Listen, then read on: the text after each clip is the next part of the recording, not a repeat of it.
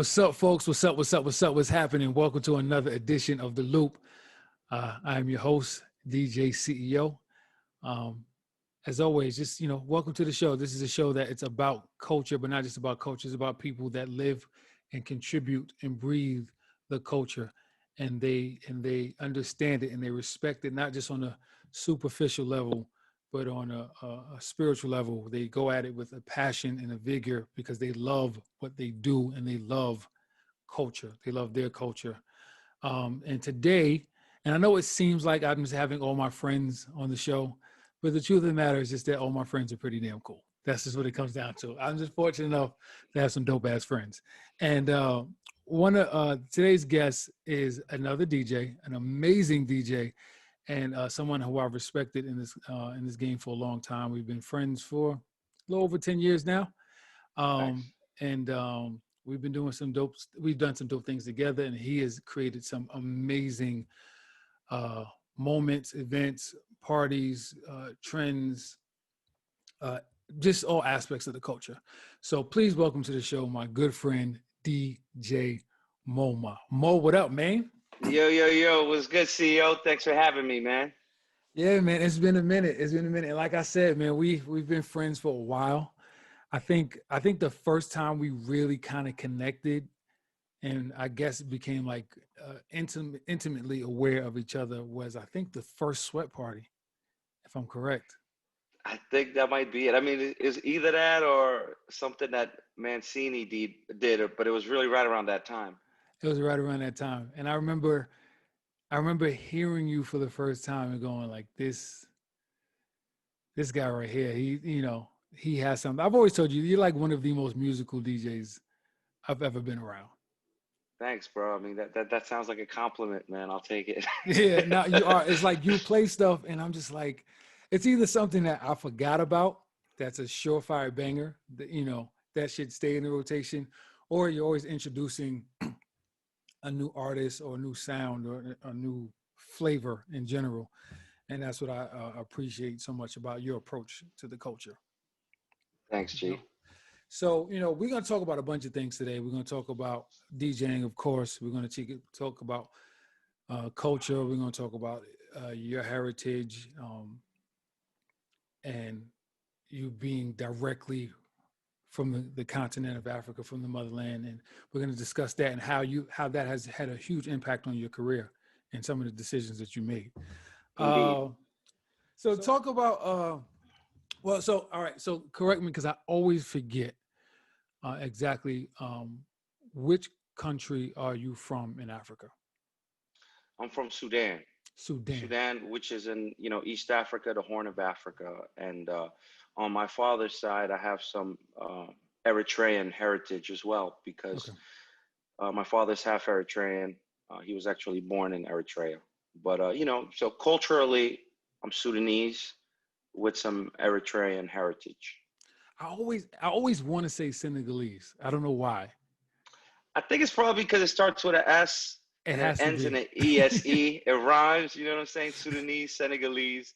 And generally, both Sudanese and Senegalese people are kind of like mild mannered, Hmm. very modest society. When I say modest, I mean in like, the way people dress and the way they behave themselves. It's not as loud and brash as West African, Hmm. Nigerian, Ghanaian, etc. So listen, that's a common kind of like little confusion. It's not a big deal, man. We're all one and the same anyway. So who has the best jollof? Answer that question.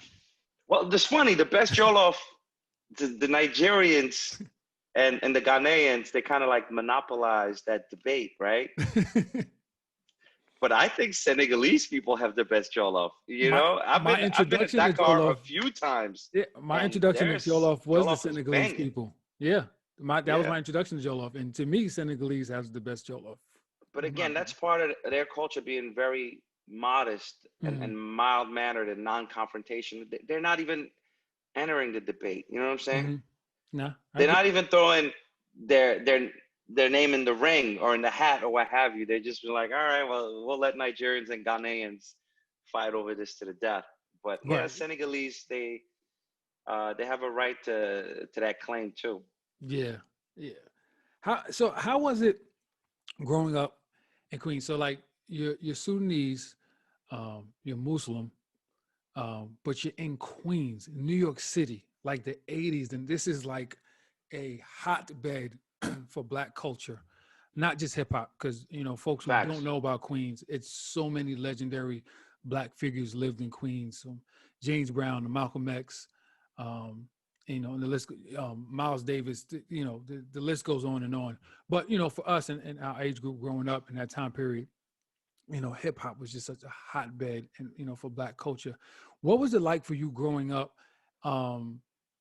Because I can imagine. I think just from African culture, what you hear a lot when there's comparisons or discussions about different folks from the diaspora, whether it be Black Americans, and then the various countries, Africa. Like, you guys have a really strict household. You're Muslim, but then there's this rebellious culture of hip hop. How did you live and manage in that growing up at that time? I'm gonna say at first, hip hop was pretty much rejected by older people in your family, Mm-hmm. whether it be your older siblings. Everybody was just listening to like Keith Sweat, New Jack Swing. Like that was more like wholesome, music, R&B. So initially, when you get into hip hop, like my parents and stuff like that, this is not music. What is this that you listen to? Right. But at the same time, I think before hip hop turned into like Onyx and NWA and like just really wild for the night type of behavior, you had Public Enemy, you had Eric B and Rakim, you had Boogie Down Productions, and they were spitting a lot of knowledge. Mm-hmm. You know what I'm saying? They were spitting a lot of knowledge, and they were even talking about Islam, which to me, they were talking about a version of Islam that I didn't quite understand. So that's why I'm really happy you asked this question, because growing in the 80s and the 90s, they were talking about the Nation of Islam and Fruit of Islam and Louis Farrakhan, and obviously Malcolm X and so on and so forth. But in Orthodox Islam, you kind of just follow the teachings of the Quran and the Prophet Muhammad. But you don't have all these other like African American dudes wearing bow ties, slinging bean pies. So you're like, what the hell is all this? Right. But then you get into it more, and you understand where it came from. You understand how for like African American people who had to go through a civil rights movement, who had to go through who still go through systemic oppression, who obviously went through slavery. There's a group amongst African American people who found a lot of strength and solace in Islam, and kind of allowed them to rise above some of the limits, whether it was like mental or from an organizational or discipline standpoint, that American society was placing on them, bringing them down. So for me, through like Public Enemy, Boogie Down Productions, Eric B and Rakim, I kind of found out more about the Nation of Islam and that side of Islam.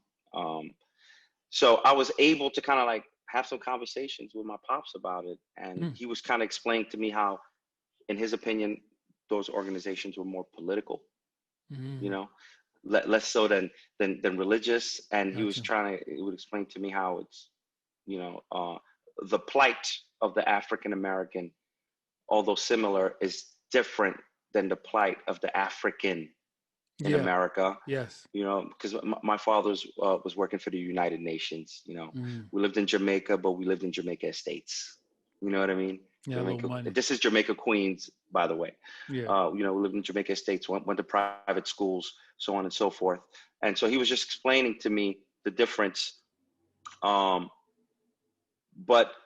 other than this element of Islam that's in hip hop culture, well, at first I was a dancer, like I was always dancing. I mean, come on, who did it? Who was it mimicking? Who was it mimicking Kid and Play, MC Hammer, whomever, right? So it was like when my family would have their friends over at the house, other like Sudanese people and, older people or whatever. It was a show. It was like, my son, Muhammad, he can dance. And I would just walk through the living room. There'd be like 8 adults sitting down, they'd be like, dance. And just like the flick of a switch, I'd start doing Right. the running man. I'm doing splits. You know what I'm saying? I'm grabbing my foot, jumping over my ankle. And I was like, all right, am I done now? Can I go back to my room? um, but I do think that, um, the integration of hip hop with me growing up, vis-a-vis the African culture Mhm. and the Islamic culture, wasn't that big a deal because my parents are just pretty modern Muslims, if you will. Okay. And my father, having worked for the United Nations and traveled the world, was just a pretty modern man, you know. Which is great. I think that's amazing, and I'm sure it kind of lended to your musical palette. Not because not only you being a child of hip hop, but I can imagine, which I see with a lot of, ironically, I see this a lot with um, Black folks who grew up in America, but like their families are either from the Caribbean or from various countries in Africa, where it's like you are getting exposed to like a plethora of like music. It's not just it's not just like Anita Baker and then like Kid and Play, right? It's kind of Right. like you getting like the jazz, you're getting the calypso, you're getting like early Afrobeat, of course, with Fela and all the his the people that came after him. You're getting all of that, and I'm sure that helped to shape who you were, like how you listened to music and what you had an appreciation for. And to add on to that, my uncle, who Mm, was my mother's brother, his name is Bashir Abbas, and he's one of the all-time greatest Sudanese musicians. mm, You know, so anytime he was in town and he'd be at the crib, my moms would call all the aunties. She'd be like, Bashir's in town. They would cook dinner for him, get the tea going, and then when they felt he was warmed up, they would just give him the lute, which is like the Middle Eastern guitar, yeah. Sudanese guitar. That's his instrument of choice, Mm, and he would just start playing, and then my mother and all the aunties would start singing, and they would all start clapping. One of the aunties would just start drumming on a chair or whatever. mm, So even within the home, there was a lot of constant, musical influence, but also constantly this need from my mother specifically to make everybody feel hosted, to create like a really nice vibe. So yeah. very early on, I just had this thing where it's like, it's not all about how crazy a turn up is or how wild something is.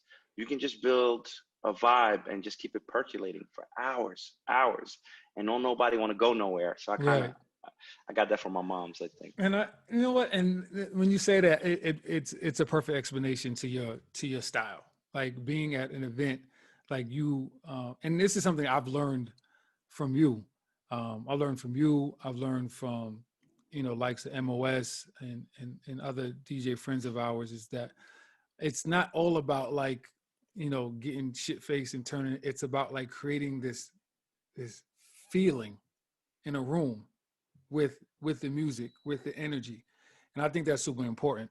It's something that I feel like DJs should be conscious of when they go about doing their craft. It's not just about showing up and slamming 20 the top records in a row and then getting out. It's like, nah, we're gonna create this energy through music. I Um, mean, some of us had to DJ for like 5, 6 hours a night routinely. And then we knew that just slamming bangers was not sustainable. Because even if you could slam the bangers for like hours on end, the people, either their energy would go down mhm. or they would get so drunk, everybody would get washed, and that would also be problematic. Yeah, yeah, So so that was a thing for me. I was just like, everybody has all these energy bags, all these different vibes, all these, I call it like energy budget. What's in your budget? Oh, you probably got about a hour of like winding your waist in you. yeah, You got yeah. an hour of singing along to R&B. You got an Right, hour of like, MOP mm, and getting rowdy. And right. that's what I would try to do. I would just try to manage all of these so we could all last for Mhm. like, a few hours. I really quick, I wanted just to go back a little bit, and we were talking about hip hop and how you were learning about, like, I guess, an alternative side to Islam with, you know, the nation and the fruit.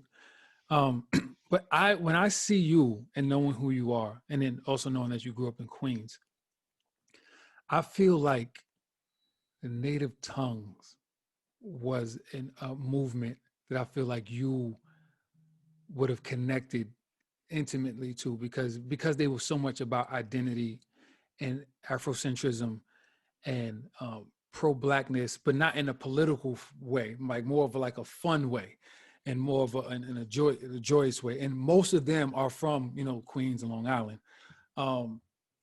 So I almost feel like, and correct me if I'm wrong, but I feel like that was, I guess for you growing up, like that was like your home I mean, base. it gets no better than the native tongues, and for me and very many people from my generation, Tribe Mhm. Called Quest. You know, Tribe, yeah. those first three albums. You know, like you could talk about Wu Tang, and you can be like, where did Wu Tang peak? And you'd be like, it's probably Cuban Links. You know, right? Right, And you right. think of like, and then when you think about all of native tongues, and you're like, when did they peak?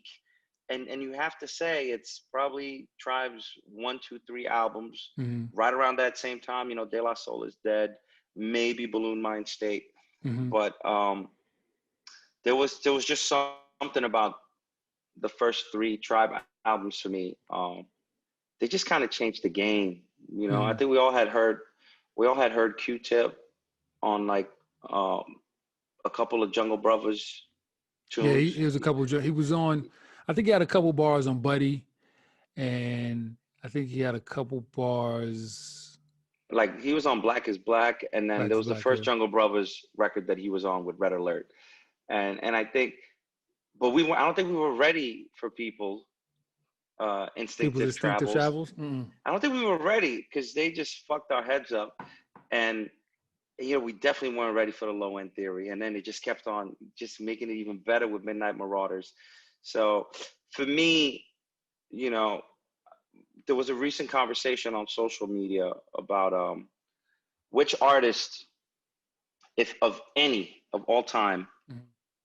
have released the best back-to-back albums, right? The Mm-hmm. best back-to-back.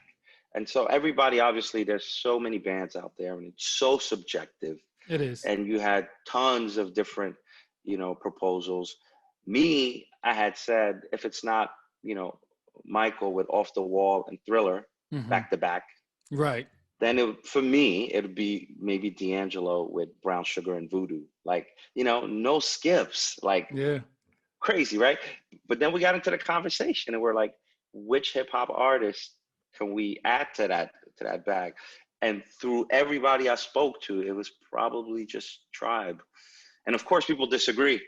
Which are their two best albums? I think everybody agrees on Low End Theory, Mm-hmm. and then you have a faction of people who say People's Instinctive Travels, and Mm-hmm. then you have another faction who say Midnight Marauders. I happen to skew towards People's and Mm-hmm. Low Ends, but that's neither here nor there. The fact of the matter is that what Tribe did is that they came out of that uh, native tongues movement, and they really took it to a place where they made it, you know, timeless, really timeless. Because and this is not to knock the other artists; they're all legendary.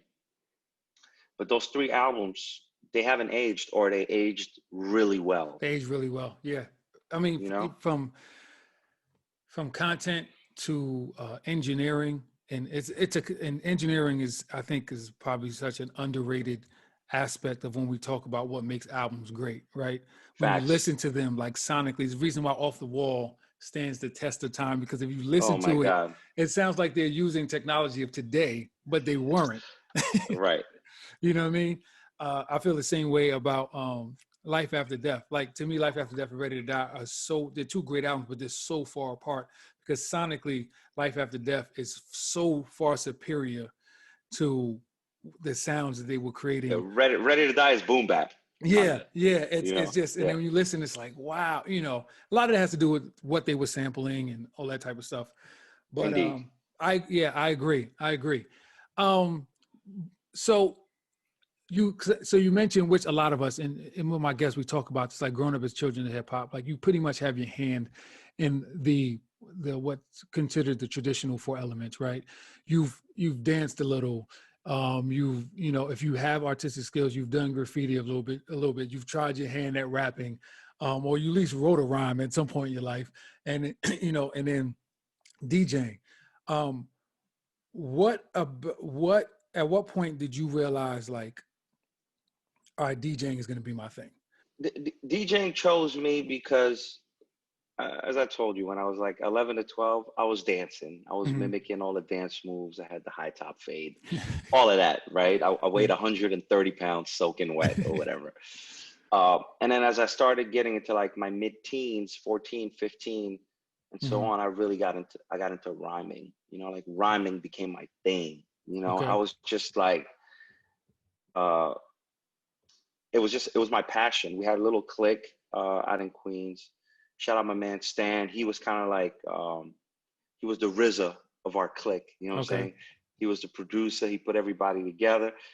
He had a name that was, it's kind of unfortunate because he was a little too early with his name, but his name and the name of the collective was Jig for Life. So he was using that term Jiggy super early, right? Wow. And as we started like coming up, obviously, like, Jay-Z started calling himself Jigga. And that's when we was a little bit later in like our early 20s by that point, right? But we're like, damn, we've been like we've been on the grind, we've been trying to come up.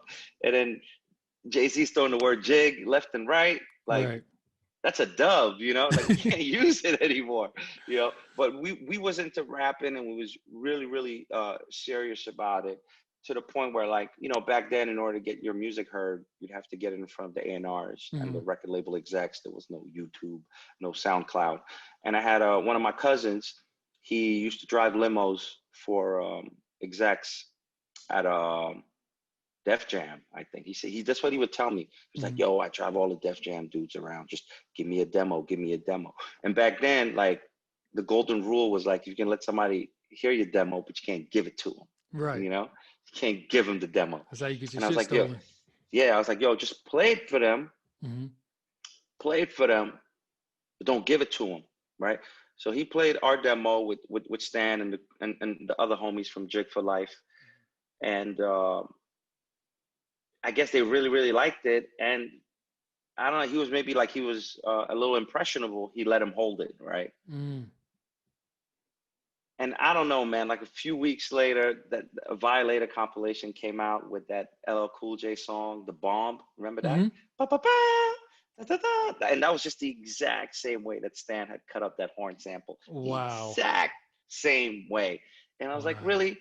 You give it to some Def Jam execs, and then a Violator song comes out a few weeks later with the exact same sample, chopped up the exact same way. And I was just like, I was kind of like getting disenchanted with hip hop. Not that I was like, beating the pavement, doing every open mic or whatnot, but I had gotten some good looks. I would go to Black Lilies at was it Roseland? Where the Roots would have their weekly jam session. I can't remember where that thing was. It may have been, but I would go to I would get on stage. It's funny because I know Questlove personally now, but he probably doesn't remember me. Like, I don't even remember the years, man. What is this? 97, 98, maybe 99? something like that. Yeah, I don't know. Just hopping on the stage and spitting like a hot 16, and the crowd getting wild. It was like your 8 Mile moment. You know what I'm saying? Right.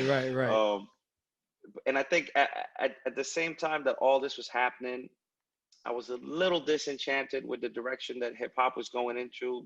Just being a huge fan of Public Enemy, Eric B. and Rakim, Nas, Tribe Called Quest, so on and so forth, Wu-Tang. And, it was just getting a little too commercial for my liking. And, especially New York hip hop. So that kind of coincided with the time I graduated college with an electrical engineering degree. And also like the first time in my life that I started making money. And as I got disenchanted with hip hop, I started to discover all the samples behind the music. I was like, you know what? I really love Tribe. I really love the Far Side.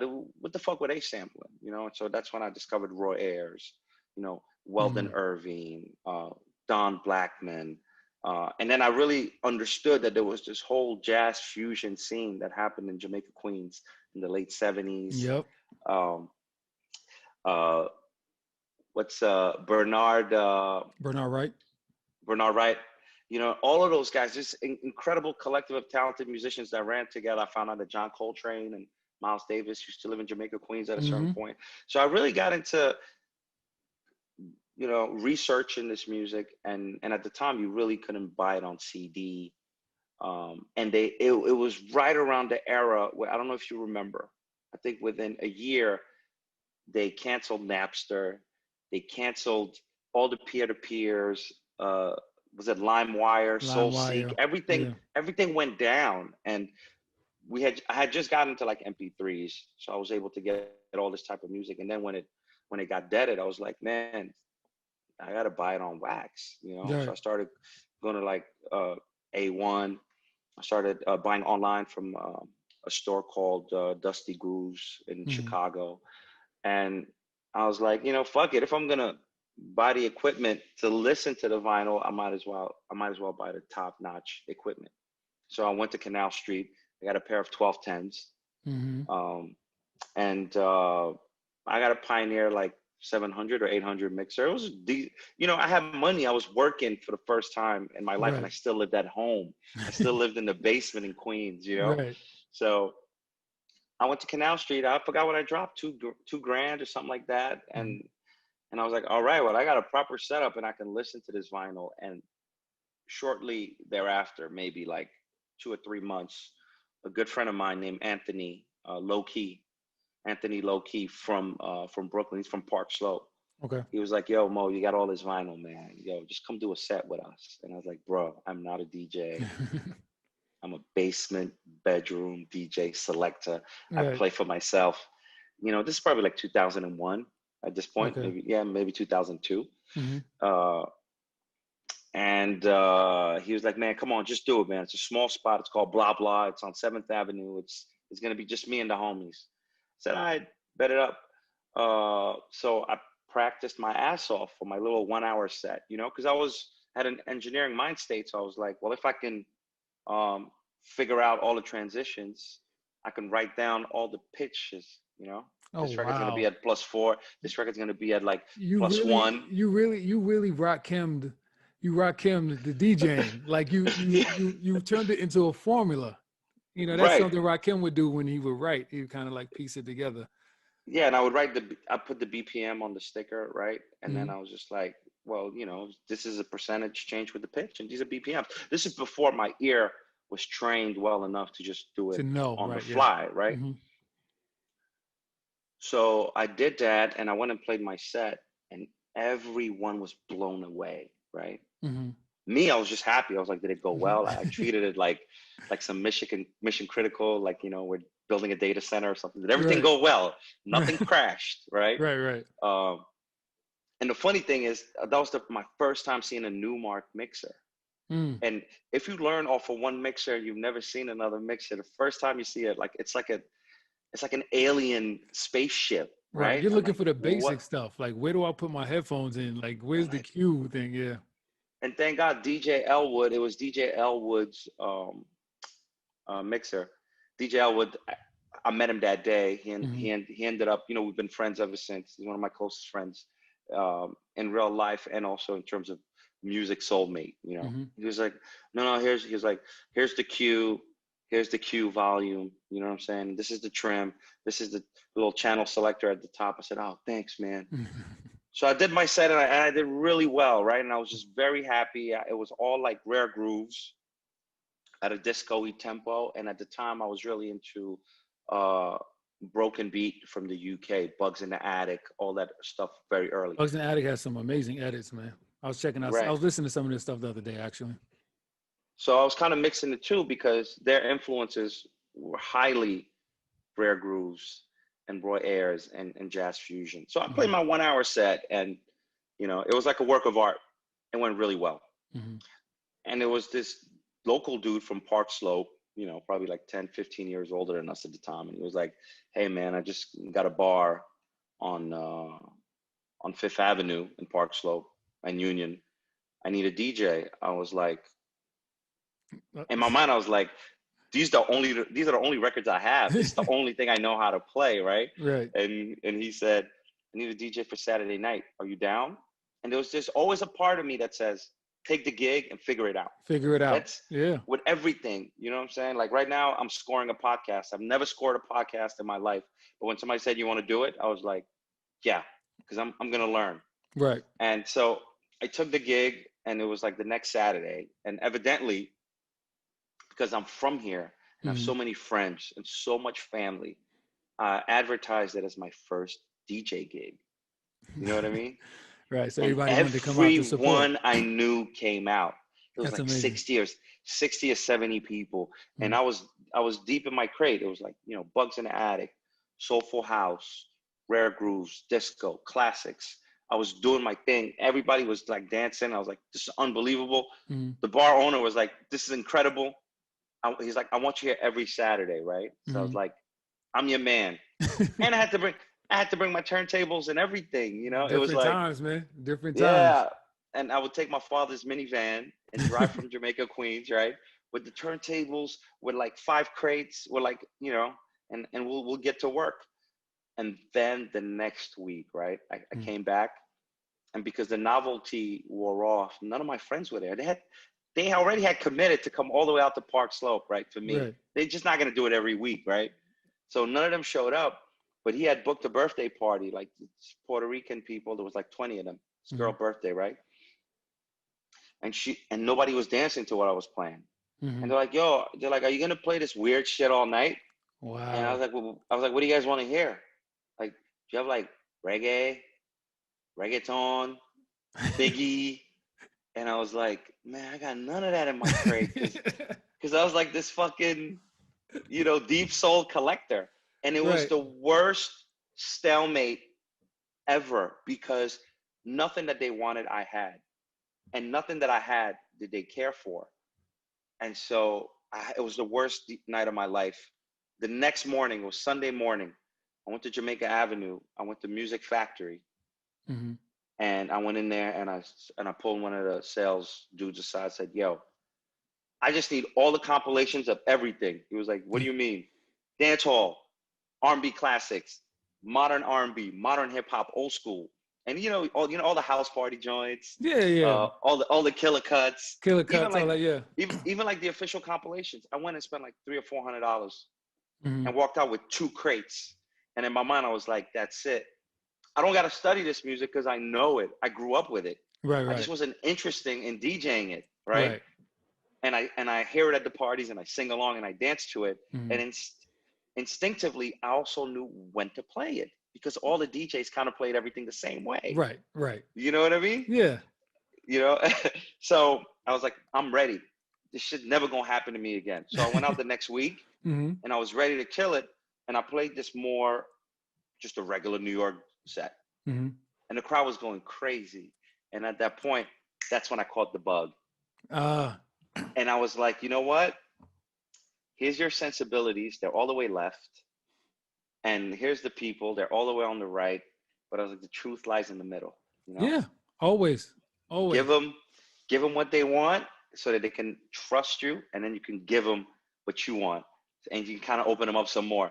And then you just keep doing that back and forth. And it's a constant pendulum. And you never swing too far on either end. Because if you swing too far to the left, you're going to lose them.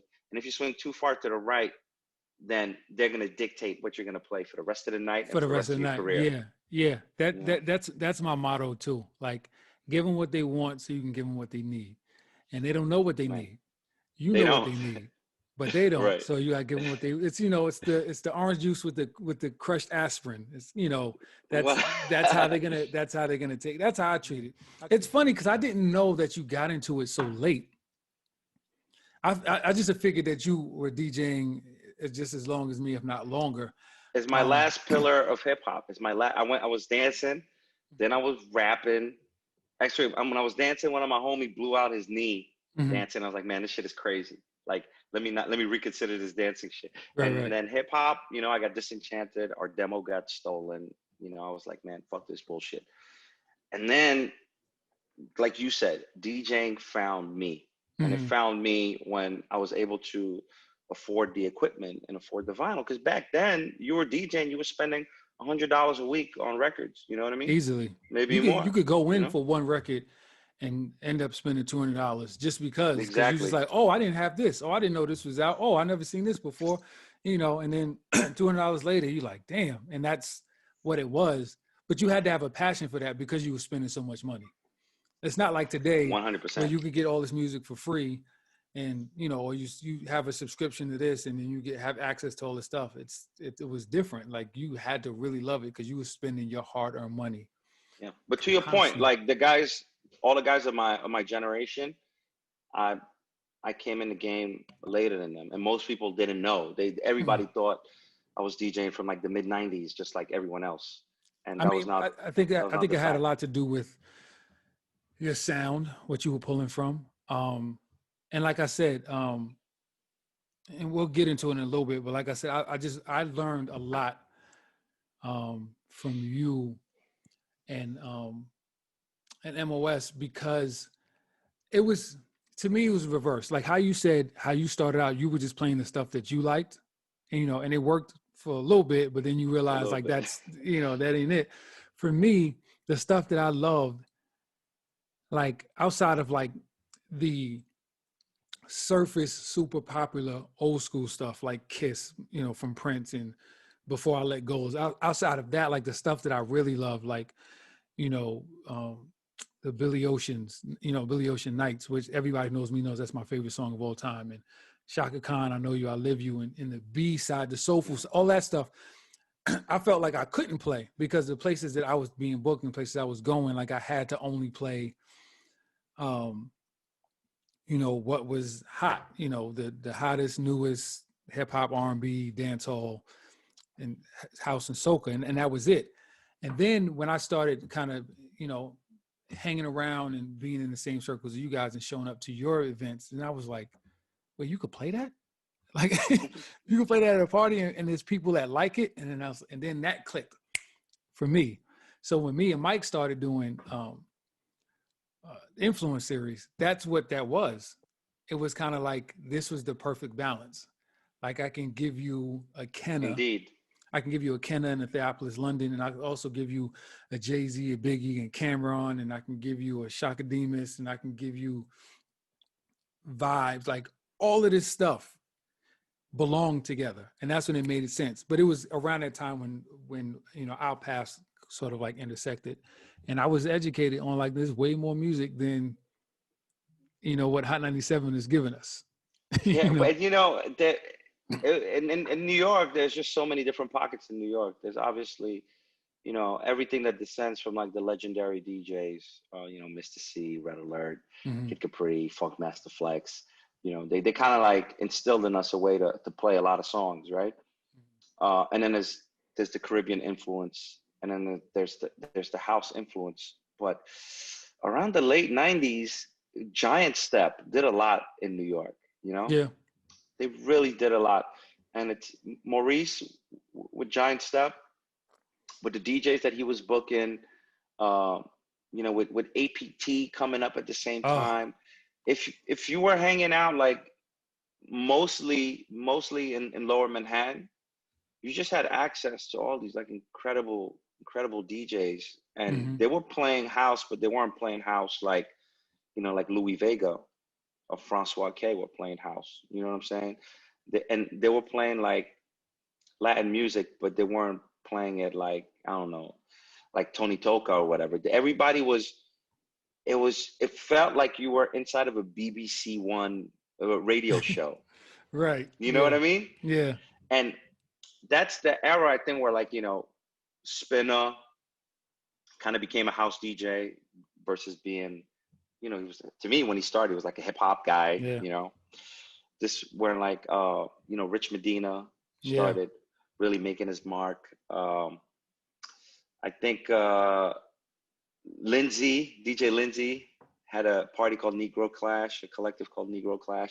There was just so much interesting sounds, and for me and Stimulus, who Mm-hmm. Stimmy is my partner at the Good Spot on Monday nights. we were like, we want to marry everything, just like you Yeah. said, but we got to make it coherent. You know, we got to make it coherent. That's the thing. We don't want nobody walking in here thinking it's a random shuffle. Right. And That's true. It's got to make and sense. that's why our whole thing was like always just like, well, hold off on the hip hop, just hold off as long as you can. And 2 a.m., 2:15, everybody still fucking with us. Boom. Play the biggest hip hop song du jour. And Right. it would just melt faces, Yeah. No, And that it was makes sense. only because we just kept on feeding people all these other different ways to stimulate them. No pun intended, obviously. Right. Stimmy's DJ name is Stimulus. Um, but yeah, man, all our influences in one. Yeah, that's the I think that's the best way to be. I think that's what helped shape my identity. I mean, I had the talent, but I guess creating an identity was just trying to realize like how can I mesh all of this together, and like you said, for it to make sense. It can't just be super random. Like they need to understand this journey as a purpose and as a mission. And first of all, just allow me to talk shit for a minute. So those of you who were in New York City, um, and on the nightlife scene, whether it just be a patron or whatever, a socialite, if you will, from I want to say 2009 till about 2012, maybe. I want to say, yeah, I Mm-hmm. want to say 2012, 2009, 2012. DJ MoMa, Stimulus, um, Mark and Main, Sinclair, myself, and Mike Mancini, Kissing MOS and Kissing Legendary MOS, Damon, and then and Legendary Damon, and also me and Dubs had right? a spirit spot in it. From Monday through Wednesday, we had the fucking hottest parties in the city. There's not Locked, a discussion. Like from Monday through Wednesday, you would go padlocked. Monday, you would come to the influence series with me and Mike, and after that, the after party was the good spot with MoMA and Stem and Sinclair and Mark and Main, and then Tuesday nights it was me and Dubs. We came a little later. We came around like 2011. We came like 2011, and then Wednesday nights was Baby I'm a Star with MOS, Kiss, and Damon, and they were for those 3 nights. It was very similar but very different energies and different parties. It was like, you're going to hear good music by good DJs, but it was going to be a completely different energy, different energy. And I think that period for me as a DJ and a New York native, in our time period, was prime time New York City nightlife, like prime time. I think it was prime time for me in terms of being a contributor to the Yes, nightlife. yes, Being a contributor for me, of course. Evidently, I think there were eras before us of when course, maybe yeah. we're a little too young to hop from the Paradise Garage to Danceteria to whatever, Right, right, right. But yeah, as far as like an era where creativity uh, wasn't only allowed, it was welcomed, Mm-hmm. you know, and to have your personality and to have all these venue owners downtown who wanted what we were doing Yeah. and who were kind of like accepting our crowds. Yeah, that was a great time. That Yeah, was a it great was time. it was so organic, it was so natural, it was so um pure. Just even the sense that you could walk into one of these parties and just see anybody, but it wasn't a big thing. It just wasn't like you'd go to, you know, a good spot and see. You know who used to come through a lot? Mm, Like Kid Cudi. yeah, just He would pop in up. there, just be Steve in there. Nash. Steve Yeah, Nash was, that pole that was there at 105 Rivington? yeah, Steve yeah, Nash was up on a pole one day, just like wilding out, And yeah, we just had so many people come through and, nobody asked any questions. No, Nobody it said was nothing. just No so cap. natural, so normal, so just whatever. I remember the night you called me. You was like, "Yo, what's popping off the wall?" I was like, we solid. What's good?" He's like, "Yo, I got cold with me. We coming through," and I'm like, "All right, like, Like That's just when you were at the downstairs spot, 49 Grove. Yeah. 49 Grove. Yeah, I Yeah. remember that. Yeah. Those are Yeah. good times. Those are good times.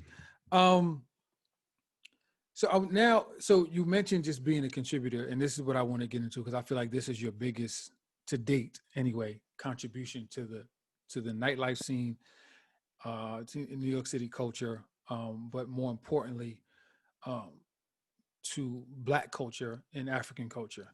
Um, I want to say, I guess, out of the evolution of what the Good Spot was, and then of course when you guys were doing Harlem Nights at Jenny's, which was another phenomenal weekend Great party, run. nuts, Yeah, 5-year run. We could do a whole podcast on that. nuts. Um, Out of all of that, you guys sort of uh, created like this East African nightlife coalition organically. It seemed like it, right? So you guys come up with this idea, and please tell me the story, how it came about, and why you wanted to do it. Um, but the Everyday People Party. Which, All right, so I'm going to touch on Everyday People, how it came about, and then let's loop back, no pun intended, to the African sound because there's okay, kind of two different things going on there, right? okay, So Everyday People, it started in 2012, and my partner Sada, mm-hmm. who is a Somali American woman, she grew up in Atlanta. At the time, she had been in New York for a few years. I met her through another friend of mine, East African friend, at the Good Spot. She Mm-hmm. actually pulled up one night on my birthday in 2009 on a Monday night. She was there with Theophilus London. Mm-hmm. It was a crazy night. 3 years later, she was visiting her family in Kenya, and she hit me up on Facebook, and she was like, Mo, I want to start a day party, something like the Europeans are doing in the meatpacking with the champagne brunches, but not douchey, just like great vibes, good music. And in my mind, I had a pretty good idea of how a day party should flow because I had DJ'd the do-over twice, and Mm-hmm. I had only been twice, but both times I had been in 2008 and 2009, I had DJ'd it, and I was like, they're onto something with the day vibes. It just opens up a whole nother catalog of music that you can play Mm-hmm. that you really can't touch at night. And the same day that she hit me, Justin, who used to be the sound tech at 105 Rivington, Mm-hmm. who went on to manage the food and beverage at the Rivington Hotel, on the same day he hit me. And he was like, Mo, I think you should do a day party, a brunch party at 105 at the Rivington Hotel. So I was just looking, I'm like, this is a sign, I got one Facebook message from Sada and one text message from Justin. So Right. I kind of arranged a meeting with the three of us, and it was in April in 2012, and we was like, it's a brunch party. Maybe we'll go from like 12 to 5, 12 to 4. It's brunch, Mm-hmm. and I'll be playing music, right? And just like the coolest, most amazing collective of beautiful Black people from all over the boroughs, but a lot of Brooklyn influence pulled up that day, and it was a whole vibe, right? But then when it ended at 4, when they had to turn the restaurant over and prepare it for dinner service, nobody knew where to go. We all was on the sidewalk, Mm-hmm. and it looked maybe like a fashion show. There was like 100 and 150 beautiful Black people on the sidewalk on Rivington. Mm-hmm. Everyone looking at me like, what's next? You're the guy. And I had nothing, bro. I had nothing. It was 4 p.m. on a Saturday. Wow. Solange was there. Blood Orange, I forgot his name, the lead singer from Blood Orange. He ran with Solange. He was there. Roble was hosting with us. He had all his crew, all his models. Sada had all her friends I had all my peoples. And I was just like, guys, I got nothing. I put up a break, right? Yeah. But because I learned that's what I do, right? I was like, next time around, I'll be ready. So when the second one came around, I told Justin, I said, Justin, when you're shutting us down at 4 or 5, let me take everyone in the club, 105 Rivington. and let me go till your 10 p.m. party starts. He was like, I'm with that. So 5 p.m. we went from like this lit brunch, lit as in sunlit. Right. This is before we used the word lit, right? It was a sunlit environment. Mm-hmm. And 5 p.m. we just like, ladies and gentlemen, just go through that door. And then they went, it was 105 Irvington. I had already set up. I was playing music. It was dark. Candles were everywhere. And the energy was through the roof, right? And people were like, this is perfect. This is exactly what we needed. Mm-hmm. We got to chill. We got to take pictures. We got to kick it. And then we really got to dance and sweat it all out. So we did that again one more time. And then we quickly outgrew the venue, you know? And I think one of the staff members had moved down the street to the DL on the corner of Delancey and Essex. And now it's a 3-story establishment with a rooftop, with a retractable roof and all of that. And now we could have went from 200 people to 800. So that's when we moved to the DL. And I think that's probably the time that everyday people started to become a thing that a lot of people were talking about, because we still were not posting the address on anything. We would just get up there, and we had a little Instagram going and our little Facebook, and we would be like, Saturday, everyday people. And we'd put the time, 12 to 8. Or it would be Sunday, everyday people. So everybody in the comments was like, where is this party? Right. And people were like, is this on a Saturday? Is this on a Sunday? I need the plan. And we're like, we didn't say nothing. We didn't respond to anything. Right. It was more like, it was a bat signal. Okay. It was a bat signal for all our friends and their friends. So they see the bat signal, they know what time it is, they know where to go. And, eventually the DL, the 800 person capacity, we probably exceeded it, but it was such a wonderful venue. We didn't feel the need to go anywhere. But after about 2 or 3 years at the DL, I want to say by the end of 2014, it became evident that we needed a bigger venue. So that's when 2015, I think we moved to La Marina, and we started doing other things that like. Long ago? I felt like it was. Later than that. I feel like I got to La Marina in like 2018. But okay, yeah. I mean, yeah. And since then, just bigger venues, Industry City. Maybe get like somewhere between 1,500 and 2,000. I don't want to share the real numbers because I don't want to get anyone in trouble. Elsewhere, we're Studio Day, maybe a couple thousand people going in and out. So that is, everyday people in a nutshell. But now, if you want to talk about culturally, the relevance of it. Before you get to the African aspect of it, which is super important, because since we're here on the everyday people thing, 2 things. One, tell me how you came up with the name, and now we got to discuss the fact that it is a global brand. It's not just something that's happening in the Lower East Side of New York City. So talk about the name, how'd you got the name, and then talk about like how it just became global. Sada came up with the name. Okay. Sada was like, I want to call it Everyday People. And at the time I was like, 90s R&B song that's played out for me. It's a little corny, but I didn't really care. I was just like, I was happy to have found somebody from outside of my nightlife bubble, because, okay, I do a party with you. I do a party with Stem. I do a party with MOS. You do a party with MOS. I do a party with Legendary Damon. We're all within the same bubble, right? Yeah. And so while we're running with a bunch of like-minded individuals, we're recycling the same 1,000 people for our events. And Sada was not from the nightlife, not from music. She's just kind of like a bit of an it girl who had like her finger on the pulse of the culture in Brooklyn. And she wanted to do something. And she was very passionate, and one of her best friends was a graphic designer.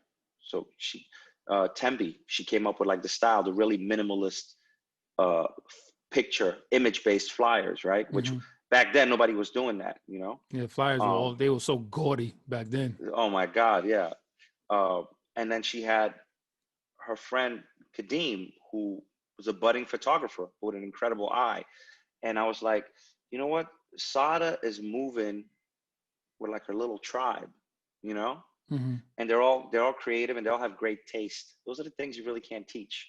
So when she said everyday people, I was like, I wouldn't, at the time, I forgot, how old I was, but that for me, I'm probably like 10 years older than Sada. That's kind of like, it was just a played out song, even though it was a classic. Right. But for the generation of millennials, younger millennials that came after us, 90s R&B and 90s hip hop, that they were like 11 years old when it came out, Yeah. So Right. when they hear Aaliyah, they were like, oh, my mother used to play this in the car. My mother used to play this in the kitchen. And then when they hear it again as adults, it's like they have this incredible moment. Whereas Mm-hmm. with this music, I had my moment in the club Right. when it came out, Right. Right. at the Right. Right. house parties, everything. I was there for it. So this is me reliving it. But I understood that for her, because she was very big on like, can we do like a 90s R&B? And I was like, it's 2012. I probably have done 5 or 6 90s R&B parties in my life, right? Right. This is not necessarily my interest, but it's like nothing to me, right? Mm-hmm. I do this shit with my eyes closed. Right. You know what I'm saying? So when I got up there and I started playing for her and her friends, the 90s R&B, they was like, this guy's incredible. Who is this DJ? He's Mm-hmm. amazing. She's like, Right. oh, that's my friend Mo. To my friends, they already knew what I did. Right. Yeah. My Yeah. following, they already, because they've been rocking with me for like maybe 10 years at the time, But Everyday People, the name and the original focus on 90s R&B was very much Sada's idea. And I was kind of executing for Sada. Got you. Got you. And I was kind of like, this is how I would get the venues. Mm-hmm. I would get the DJs, I would help set everything. I would talk to venues. I'd be like, guys, so I know you sell $14 cocktails, Mm-hmm. but it's 1 p.m. on a Saturday.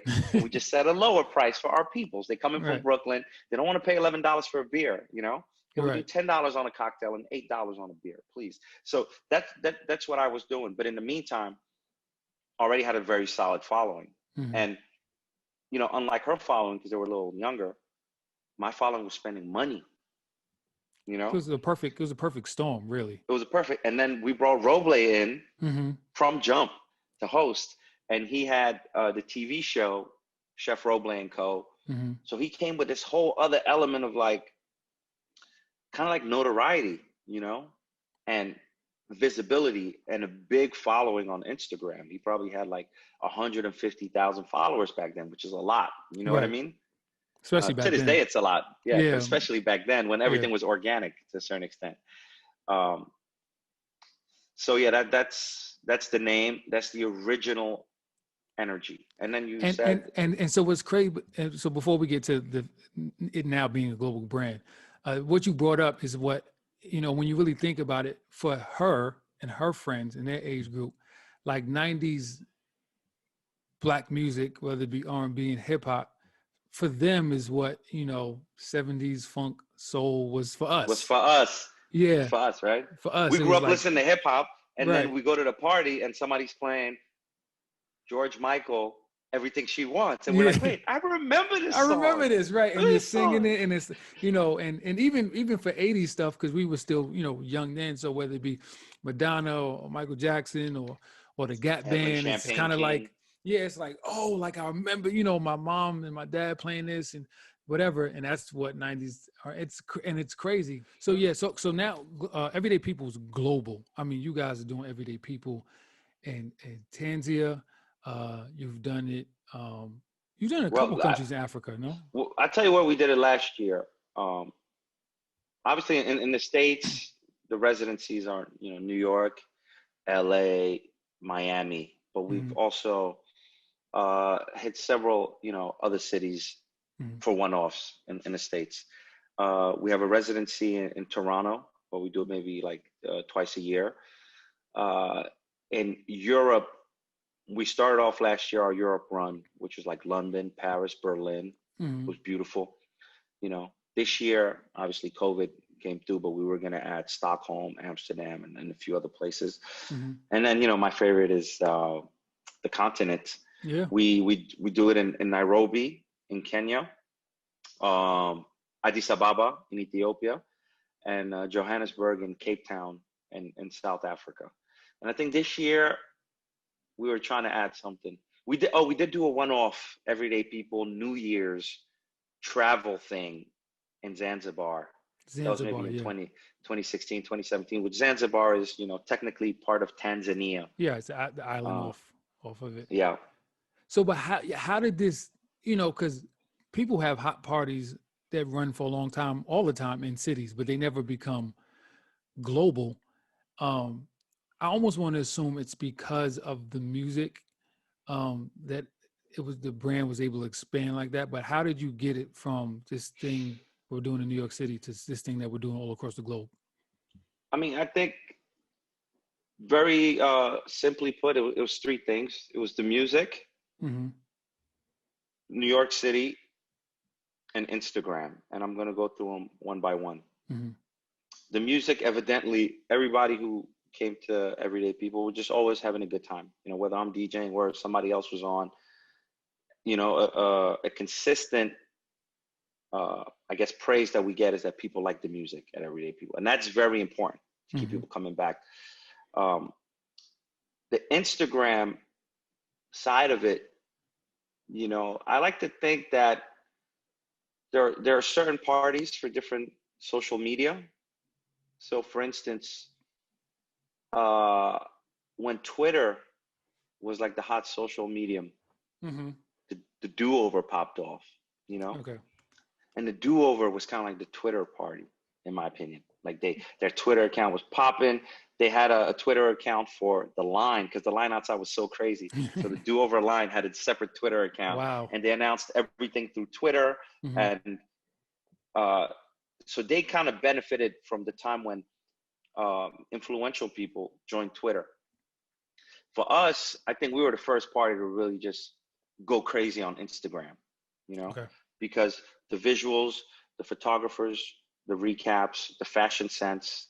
So that helped to carry very far. You had people in Johannesburg, like year 2, who hit me up and they were like, "We love what y'all do. Can we start Everyday People here?" And at the time, it wasn't able to work out for a variety of reasons. We got it done eventually, 4 or 5 years later. But the visuals and this, just the fabric and all these Black people, that's what Black people everywhere could relate to. And then I think lastly, New York, man, I still think New York is the most influential place in the world. So whenever you get a stamp of approval from New York, it goes a long way. I mean, we know it goes a long way domestically. Yeah. But internationally, just so much weight. The fact that we were like looked at as one of the premier parties in New York, everywhere we went, it was just like, that was the calling card, Oh, we'd love to do something with y'all. Yeah, we'd love to make it happen. And people were just reaching out to us. And what New York also did is that all these same people who wanted to partner up with us in other cities and other countries, they would come to New York. So they would come experience it firsthand, and they would go back home determined to make it happen. And some of them, while they were here, they'd have the wherewithal to get in touch with me or Maine or Sinclair or Sada, so that by the time they left, we'd be in our meetings and we'd be like, "Yo, so-and-so wants to do Everyday People in Miami. You know him? Yeah, I bet. So let's talk to them. Let's see what we can do." Right. And it was the same with Nairobi, Addis Ababa, Johannesburg. It's all people that we met in New York who told us how much, and what we would tell them is like, "Well, listen, if we're not familiar with that city or that market, you got to build a case for us, because we don't want to do no whack shit, Right. It's the last thing we want to do." So I was like, put together a dossier and show me the venues, show me the venues. Let me know what DJs you got locally that work, that are on brand, that bring the same aesthetic musically. And people would be like, "Yo, so-and-so does this, that, and the third." And so everywhere we went, we would just kind of form like Voltron with what they had going on locally. And because when we would come, their local market would know about us, it would make their event bigger, So it was just like, I it was think an incredible thing. I correct me if I'm wrong. I feel like I do feel like your engineering background and the type of mind, because first of all, most people don't utilize both sides of their mind effectively or at the same, level. Hmm.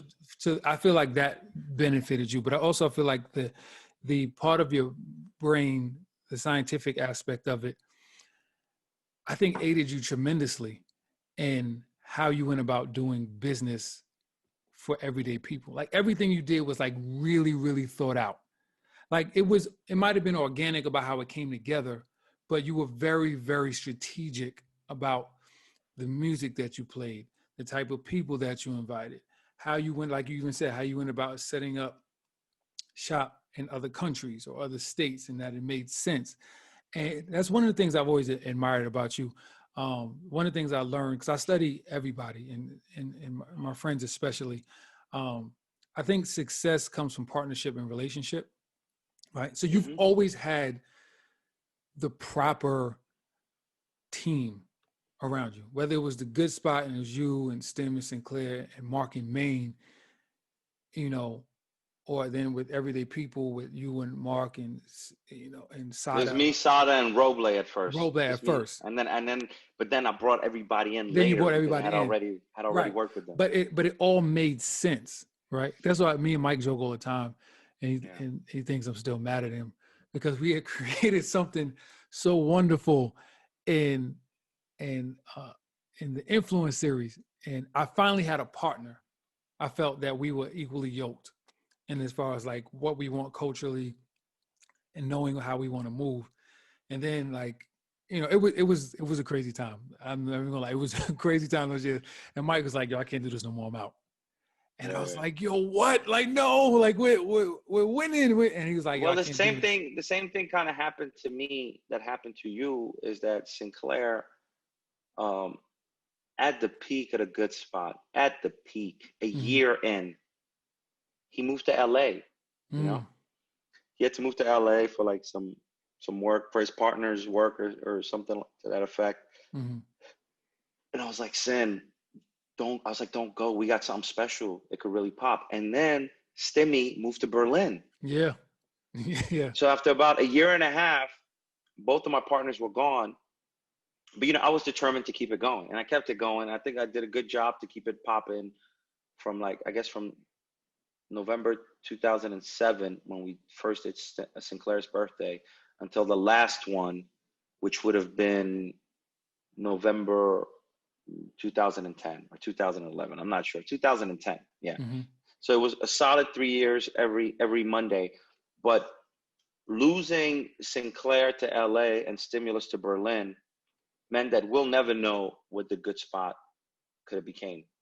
Yeah. Because when I started Everyday People and I had my partners consistently, me, Sada, Roble, and then I asked Sinclair to join us because how incredibly valuable and intelligent he is, And then I asked Maine to join us. And then you see what happens when you have consistency, when you can keep Mm-hmm. something going. This would have been the 8th or 9th summer. I think the 8th, it would have been summer number 8. Mm-hmm. I don't know, something like that. But that's it, consistency, you know. Uh, but yeah, the team. It's for me when we started this talking about engineering, and that's Mm-hmm. just how I think. That's how I think Yeah. about everything, man. I think about everything as problem solving because you know engineering is applied physics.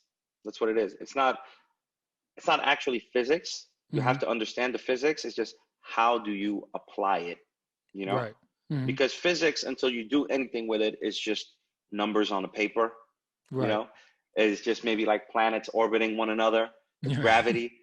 Right. But once you start to apply it, you have airplanes. So that's what I try to do with everything I do with the nightlife. Any kind of knowledge that I have, I try to apply it. Any kind of lesson I learn, I try to remember it. Matter of fact, man, I learn more from other people's mistakes than my own. You know what I'm saying? Yeah. I observe people, I observe how they move. I'd be like, oh, look at so and so is trying to act like a mogul. No Mm-hmm. one knows him, then no one's gonna take him serious, right? Right. So I was like, be humble. That's what works in New York. People like humble people. You know what I'm Right. saying? So now, yeah, let's talk about how the African culture influence made its way. Because when people ask me about everyday people to describe it, I'm like, it's bohemian chic, It's like it's the most beautiful black people that you can possibly find. That even when you look at them, it's you can't even go, oh, that's this person's from here, this person is this. It's just like it is the diaspora. Like each person represents the entire diaspora, Diaspora, right on. physically, and amazing fashion and great music. But as of I want to say maybe the past 3 years, or maybe 3 or 4 years, like the African culture and especially Afrobeat as a music has been a major part of it. And I remember I told you before, like you were my entry into like the new age Afrobeat world because I knew nothing of it. I just knew that you were playing it, but I didn't know anything about it. So talk about how that kind of made its way into not only everyday people, but how you kind of became one of the faces or one of the leading DJs here with Afrobeat. Well, I think you probably remember that even, going back more than 10 years ago, I was already playing African music because, we had the big anthems like Premier Gaou, Mm-hmm. which is On dit Premier Gaou n'est pas Gaou. But a lot of those songs, whether they were Coupé de Calais or whether they were Soukous, Mm-hmm. they came from like a Francophone Africa, from the French speaking side of things, Okay. So it was just kind of always like, this is just African music for Africans in a weird sense. Mm-hmm. But then the thing that changed with like the introduction of like the Nigerian Afro beats, 2008, 2000, no, I mean, maybe 2010, Mm-hmm. 2011, when those songs started popping up, is that not only were they in English, granted it's pidgin English, not everybody knew that Davido is singing. If I tell you, say yo badio, Right. that they don't really know that it's just English and you put an O at the end. But there was that element that allowed it to cross over, and then they took from dance hall production values, Mm-hmm. Yeah. So whereas before, the Soukous and the Coupé de Calais very much sounded like live bands and live drums and everything. All of a sudden, you got something that kind of hit like a rhythm, Mm-hmm. like pa, pa, pa, pa, pa, pa, pa, Yeah. pa. So it had that underlying beat. And very easily, I was able to just play it within the dance hall and soca sets, Mm-hmm. And at the same time that I started doing that, we started getting a following of Nigerian people, because the interesting thing with New York, the way my following would grow was that the people who were like Sudanese or Eritrean, Mm-hmm. they would say, oh, there's a Sudanese or Eritrean DJ. So boom, they would all follow me, right? Right. So, maybe if you're Ethiopian or Somali, they were like, oh, the East African guy. Right. They would follow me. And then the Africans were like, he's just African, right? And then everybody else in the Caribbean, and they were just like, well, he's just from New York, right? So I was just kind of like pooling all these different layers of the diaspora that would just come to me. Mm-hmm. But it wasn't until 2011, 2012, I DJ'd a birthday party for a Nigerian homegirl of mine, Nigerian model based in New York named Aina. And she gave me a whole folder. She was like, Mo, these are the songs that are popping in Lagos right now. It's my birthday. We did it at the Submerser downstairs. Submerser. Jesus. You need to do a set for me. Mm-hmm. And I was like, man, a Submerser, I'm playing like deep house and soulful house, and I'm not really playing any of this shit. But when I listened to it, there was songs like Dibanj, Oliver Twist, dun, dun, dun, dun, dun, dun. I'm like, well, that kind of sounds like house. Right. I could fit that in there. There was songs like, Wizkid, Caro. And I was like, well, this is up tempo. Right. That works. Let's just keep it going. And that night, I did that set for her and her friends. It was about 20, 30 minutes long, and their energy was incredible. And I just said to her, listen, we're in the Submerser. I can't do this all night, but bring your friends Friday to Red Rooster in Harlem. I got you, right? So it kind of became a thing where the Nigerian crew would come and they would patiently wait. Because at the time in Harlem, I could not play Afro beats. If I started playing even too much dance hall, all the Harlem Yeah, Ladies were just like, Harlem wasn't big for that. Harlem want their hip hop, they want their they just wanted R&B. Mary J. Blige. Yo, they're like, Yeah, can you play Mary J. Blige? Can you play Family Affair? I was like, right, I got you, I got you. right. So I would wait till the end of the night, 3 a.m. I would be like the last 30 minutes, Afro beats. And the Nigerians were there going crazy. And my people were going crazy. Mm-hmm. And then slowly it started inching towards the middle of the night.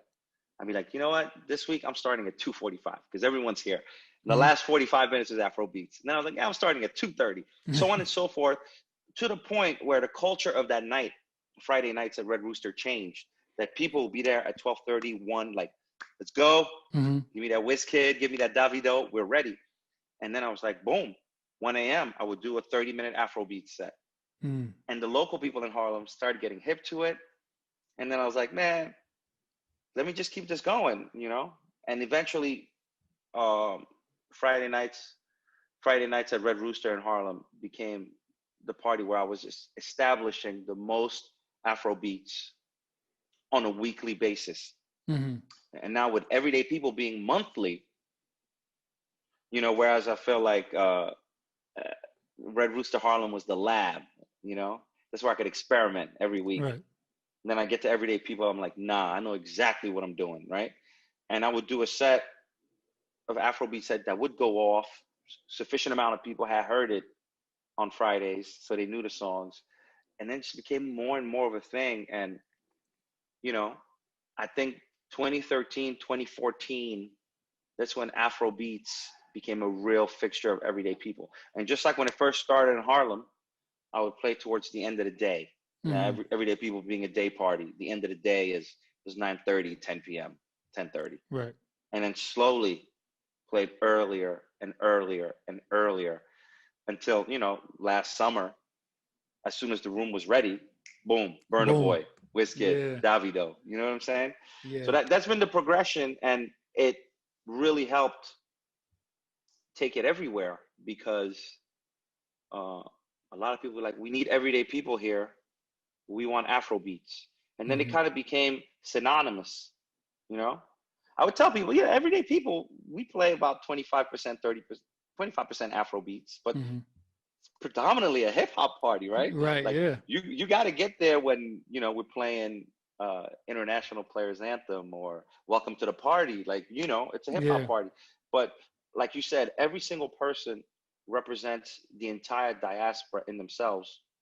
It's just that their focus is more weighted on different parts of diaspora. Of course. Yeah. Yeah. Somebody might be this hip hop guy, but they still like dancehall. They still Mm-hmm. like Afro beats. Somebody might be this Afro beats guy, but they know what to do when swag surfing comes on, you know, Right. so on and so forth. It's funny because like me being in Vegas, like there's not real. So I've recently discovered maybe in the last year, like there's like an African club lounge spot. Then there's this other club where they have like a Caribbean night and they do like Afrobeat and soca and dancehall and stuff like that. But on the strip, like it's nowhere to be found. And I am the only person that's playing Afrobeat like in major Wow. clubs, right? Because you know me, I don't give a fuck. I don't care. Like I don't care what you if you don't know this. Like you're gonna get this and you're gonna love it because this is amazing music. And I remember being I was in Dre's After Hours. So this is like Dre's After Hours is different than Dre's. Like Dre's After Hours, these are hardcore like party is like it's, you know, 5:30, 6 in the morning. People are just walking in and they, you Yeah. know, whatever.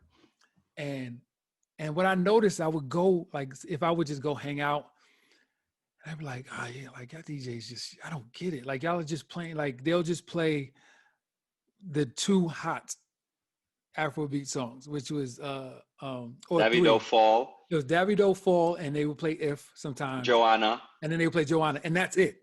and that's And it. no Yeah. lie, one night I was in Dre's After Hours, and I was rocking, and I was like, y'all gonna get this Afrobeat.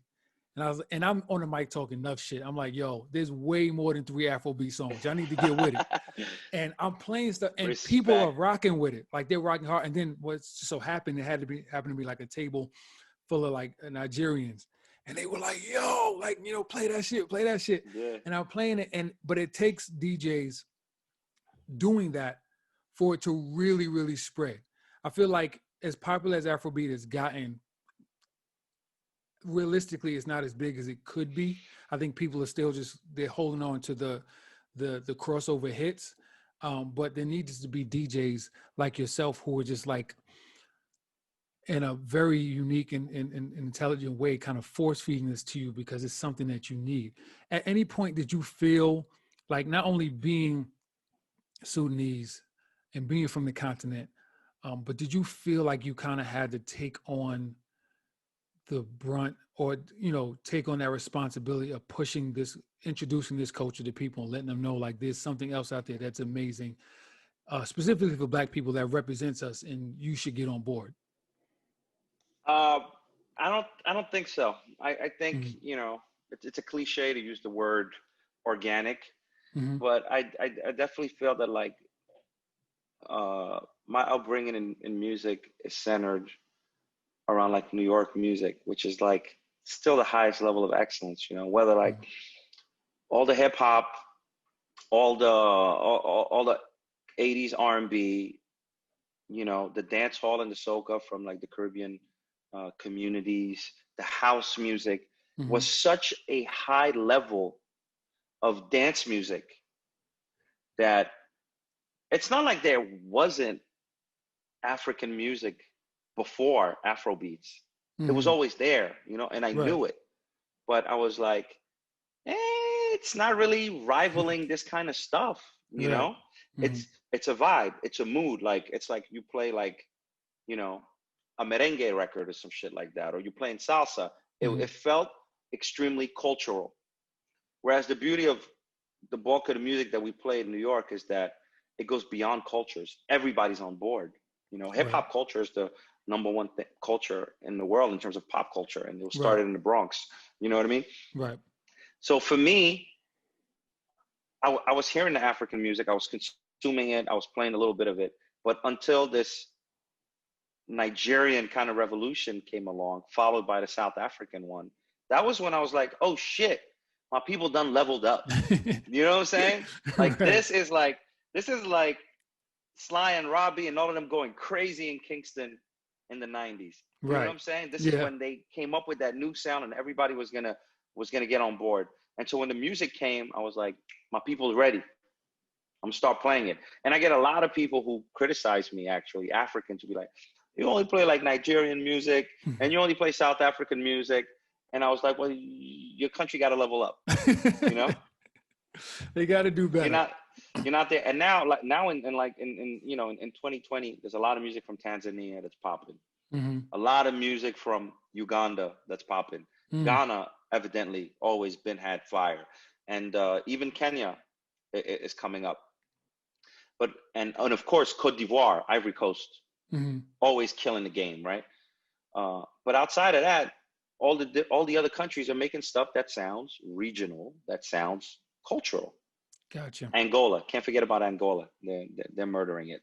Um, so that's all it is for me. It's just like whenever like one of these countries levels up, Mm-hmm. and like the shit that you're making is on par with the standard of excellence that I have from growing up in New York, whether it be hip hop or R&B or dancehall or house. And I'm like, it's on par now, so I can introduce it in my set, and I won't feel like I'm cheating myself, Okay. for the sake of representation. Representation is important, Mm-hmm. but for me, at the end of the day, the most important thing is the music and the Right. quality.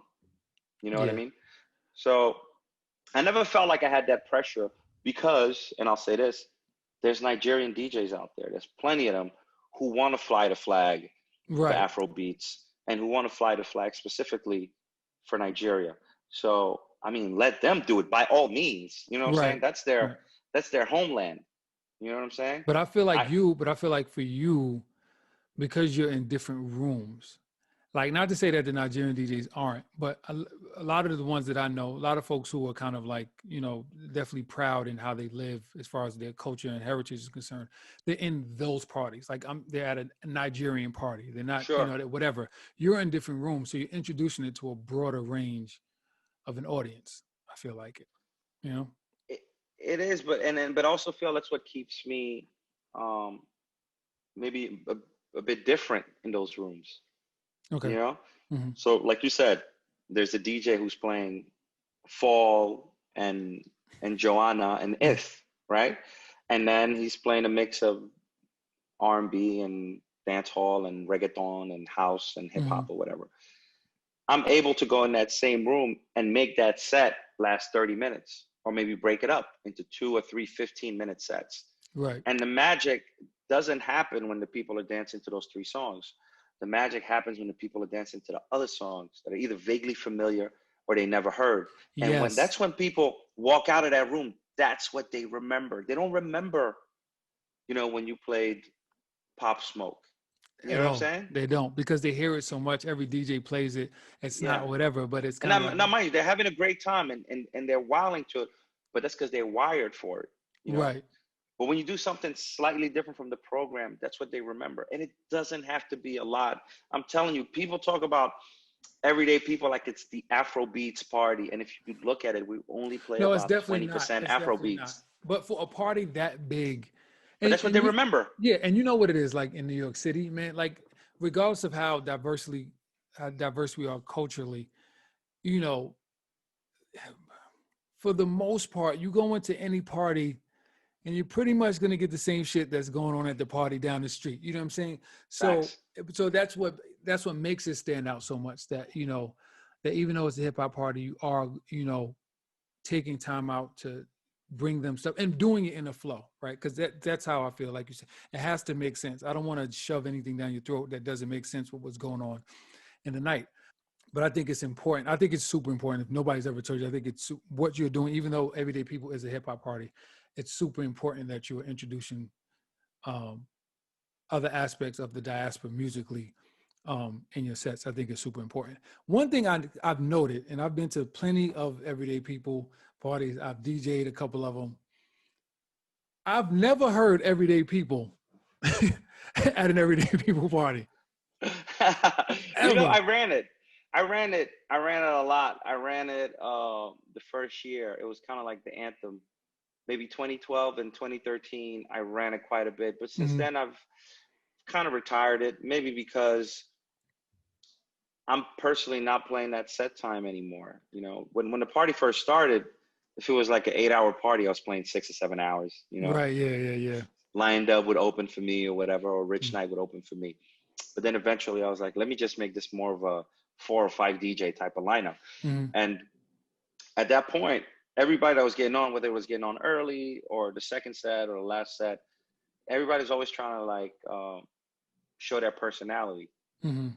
And maybe their personality didn't include a 90s R&B hip hop opening set. You know what I mean? Mm-hmm. So through the course of the years, that song has gotten played less and less. And when I hear it now Mm-hmm. at Everyday People, I'm like, oh shit, like, I haven't heard this in a minute. Right. Right. Right. But you're right, man. Year 1 and 2, it got ran quite a bit. And since then, I would hear it once or twice a summer, you know?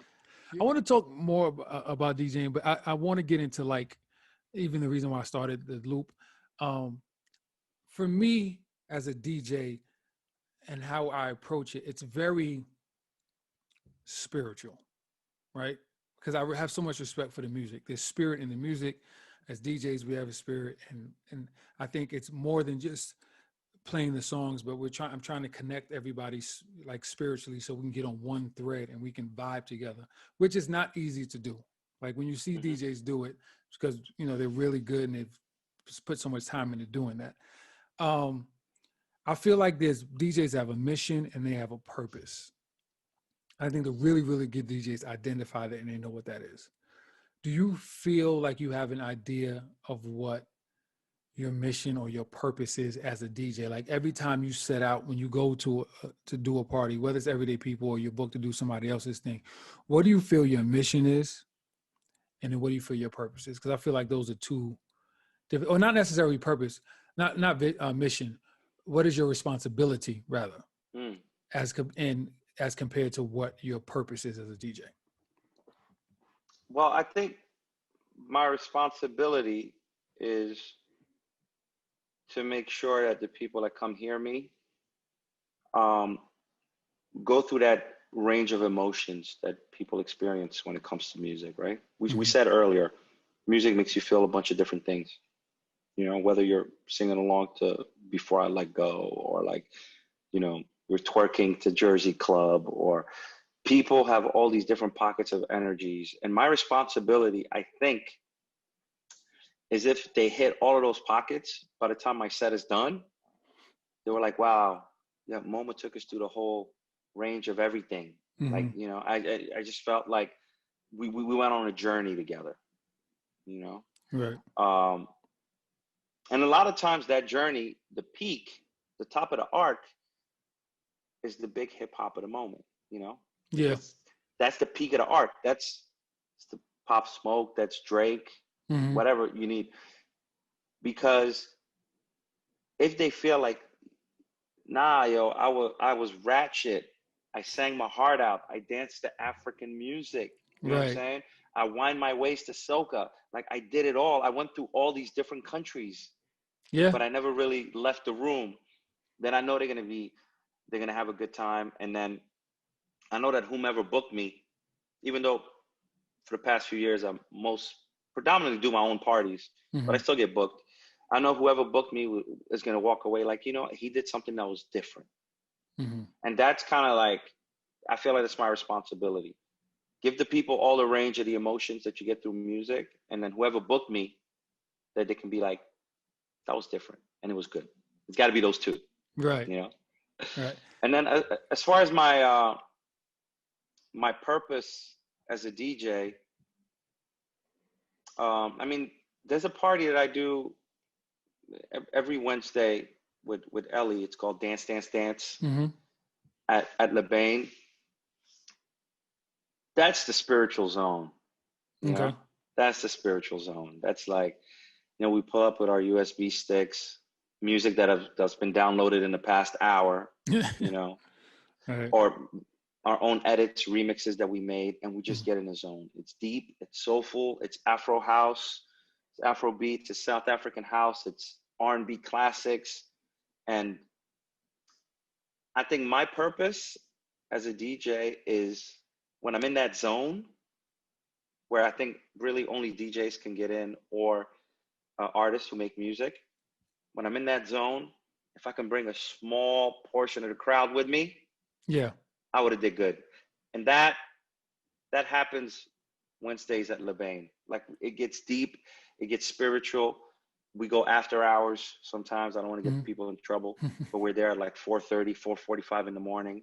And, you know, we go to these places where, and that's the most amazing feeling. There's really a vast majority of parties where I feel like I'm providing the music and you're experiencing it. But if I can get in that zone where we're both experiencing and we're both providing the vibes with the dancers, with the community, that's just magical. And that was happening for the past few years at Lebain, and I hope it can pick up again soon, you know?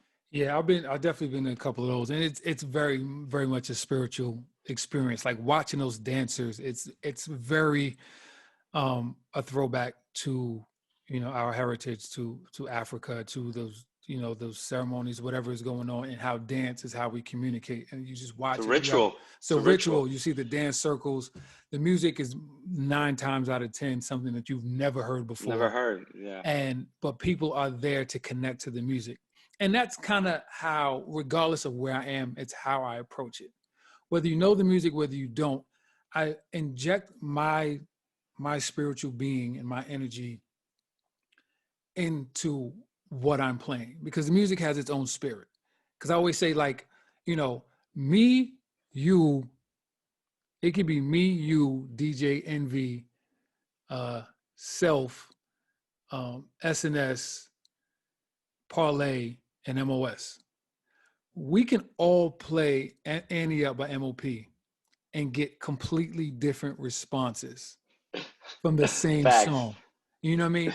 And I think a lot of that is because of the spirit that we kind of mesh in with the spirit of the song and how we deliver it. So that's how I approach it with everything. So, but what have you been working on in this pandemic? What has the pandemic allowed you to kind of like focus on moving forward when we get on the other side of this, for you to be able to really take advantage and do some dope things? Well, I mean, in a nutshell, making music, you know, producing music, that's something that I've been dabbling with for 10 years, Mm-hmm. but never been really able to commit fully Mm-hmm. because of, it's a tremendous blessing. The parties were doing so well, and then Right. eventually they were doing well throughout the country. And then eventually, we do 50 or 60 everyday peoples a year. Like, that's more than there's weeks in the year. So sometimes you Right. do everyday people on a Saturday in LA, and then do it Sunday in Oakland, and, and we just keep it pushing. Mm-hmm. But what that meant was that I didn't have enough time to devote to music. And I don't care what anyone says, music is a full-time job. There's no It like, is. oh, I just make music on the side. Nah, man, you got to devote 40, 50, 60 hours a week. Like, these guys are in the studio, they grind, you know what I'm saying? And I wasn't able to devote that to the music. And I've been able to do that this year because I've gotten, all my time back, as most of Right. us have. So while I was in South Africa, I worked on music for 3 months straight. Mm. Then when I went to Zanzibar, I kept on working for about a month and a half. And I've put out an EP, Okay. which is, it's called MoMa Piano, which is Mm. like a play on words on, that South African genre du jour, which is called Amapiano. Okay. It's kind of like slow house meets Afro beats, Mm-hmm. about a Okay. 110 to 115 BPM, jazzy chords, soulful vocals. So I did I did an EP of that, and I did, a handful of remixes, official remixes that have been coming out every month. Okay. So for me, I guess that's the silver lining, right? Mm-hmm. Silver lining out of this whole pandemic is that I was really able to give music a concerted effort. And I'm happy that I like what I did. I'm happy that people are responding to it well, because it's given me confidence and motivation to keep going, so for next year, my aim is to not step back from everyday people, but to stop running the whole thing. People don't know I pretty much run everyday people, because you know what I do Mm-hmm. with the parties. But throughout the years, I've always kind of just positioned myself as a DJ, right? To the point where people will come to me and they would be like, how do you keep getting all these everyday people bookings? And I was like, I don't know. I guess they just fuck with me, Um, Right. but for next year, the team is so solid between Maine and Sinclair, and Sada obviously is still there. She's like the chief Mm-hmm. innovation officer, always coming up with new ideas and Right. brilliant concepts. Um, but I really just next year I kind of want to be more of just a DJ, so that everyday people's all grown up. It's time for me to, and I don't want to sound too much like a capitalist, but start focusing on the next business. Yeah. No. And No. though You and should. though and though music is a passion, for it to sustain itself, it has to become a business. You have to treat it like a business. Mm-hmm. So that's what I've been able to like firmly plant my feet in this year. And I've also recorded a few virtual DJ sets for festivals. Okay. Um, yeah, I wasn't really part of the whole like live stream revolution that happened this year, Mm-hmm. mostly because in South Africa, I didn't have DJ equipment and my Wi-Fi wasn't that good. Okay. And then by the time I got to Zanzibar, uh, I found DJ equipment over there. I fell in love with the Pioneer SRT 1000 controller. I Okay. never thought I'd be a controller guy, but that Right. controller is amazing, right? So I fell in love with it. Somebody let me rent it for a couple months, Mm-hmm. and but in Zanzibar, my Wi-Fi was even worse. Ah. So basically, for like a good 4 or 5 months, I was just turning down live streams because I was like, it's not worth it. It's not worth it. I'm Yeah. gonna look bad. You're gonna look bad, and the whole shit's gonna look crazy, right? Right. Right. But a couple of festivals hit me up, namely, Major Lazer, when they Mm-hmm. had their Major Lazer Carnival on Twitch a few weeks ago. They wanted a set, and it was all pre-recorded. And I'm like, word, pre-recorded? I can fuck with that. Right. So we got a couple of the homies. They set up a Canon camera, a GoPro, and they had a drone too. Mm. So I DJ'd a 1 hour set. Then I sent it to my boy DJ Crooked, whom you know very well Yeah. from Vegas. Yeah. Um, Crooked put together the edit. It aired on Major Lazer's Twitch during the carnival, which was a whole day thing, and the response was overwhelming. then I threw it up on my Instagram, threw it up on my YouTube, Mm-hmm. and I was like, you know what? I kind of like this. It's not, obviously, it's a lot more work than a live stream. Mm-hmm. But to me, a live stream is kind of like a DJ set at a party. It kind of happened. A tree fell in the ocean. If you were there, you heard it, right? Right. And then it's over. Right. But the pre-recorded sets are like mixtapes, They you are. know. They are. So I have a. I'm approaching them with that kind of, because I'm like, they can live forever. I have at least 3 months worth of live stream sets. I think that even after the pandemic, people are going to be at home, and a lot of people, instead of just playing a Spotify playlist, are going to be on YouTube watching live Yeah, DJ no. sets. I think the best thing that's happened for DJs anyway in this pandemic is that we kind of got our respect back, right? Because I tell people this, like, you know what I'm saying? It's easy. You can be a shitty DJ and you can get away with it in a club, especially in big clubs like in Vegas, because there's so many distractions, you know, whether it's the confetti and the smoke machine and all this liquor and chasing women or women chasing dude. Like, it's all these distractions, right? Things that have nothing to do with the talent. But when you go live, it's just me and you. Like, that's it. And you either have it or you don't. And if you don't have it, you won't be able to keep the people. So on this show, it's called The Loop. And so I have 2 questions that I ask everyone at the end. And it's always a top 5, because, you know, what's a cultural conversation without top 5? And it's always catered. It's always catered to, you know, what my guest does specifically. And then I asked them another question, you know, playing on the term The Loop. So we'll get to the top 5 first. So who are your top 5 DJs of all time? I'm going to go with the people who influenced me, because there's so many quality DJs. I think, like, I'm going to leave my contemporaries out of it. Okay. You know, there's some of my contemporaries, like, you know, Eli Escobar, DJ Crooked, who rightfully I could list as my top 5 DJs of all time. But I'm going to stick to the legends that influenced me. And, you know, in no particular order, for a variety of different reasons. Tony Humphries, obviously, you know, Kiss FM, Zanzibar, the club in Jersey, not the country that I just came back from. And I met him a couple of times, extremely humble. To me, maybe the most soulful DJ of all time. Okay. But with that dance floor pulse, you know what I mean? Love Tony Humphries. DJ Goldfinger. Goldfinger is such a monster, yo. DJ Goldfinger, like, everything that I do is kind of influenced by him. You know, obviously I play a lot of R&B, I play a lot of sing along, but he was the guy that had everybody singing the Shaka Khan, and in the same night, you know, everybody going wild out, wild out, and I was like, I'm experiencing so many emotions listening to this guy, you know, Goldfinger. And then I just loved his like his demeanor. He was so focused, so serious, you know, like he was like, I'm not here to play games. I'm not here to play games. Yeah, you know? that's gold. I'm gonna give you these hits. Sure. Yeah, I'm gonna give you these hits, right? Yeah. And although he's a guy who can, like, cut and do all types of fancy effects and all of that, he's more like simplicity. That's something that I learned a lot from him, you know?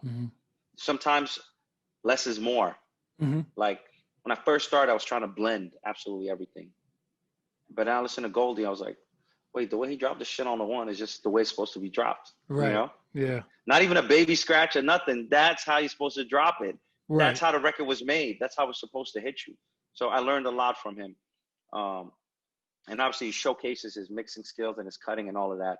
But from him, song selection, you know, and timing, Goldie.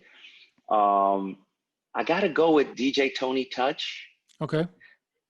Because Tony, sometimes I look at Tony and I feel like me and him are fighting the same thankless battle in the sense that he's got a variety of parties.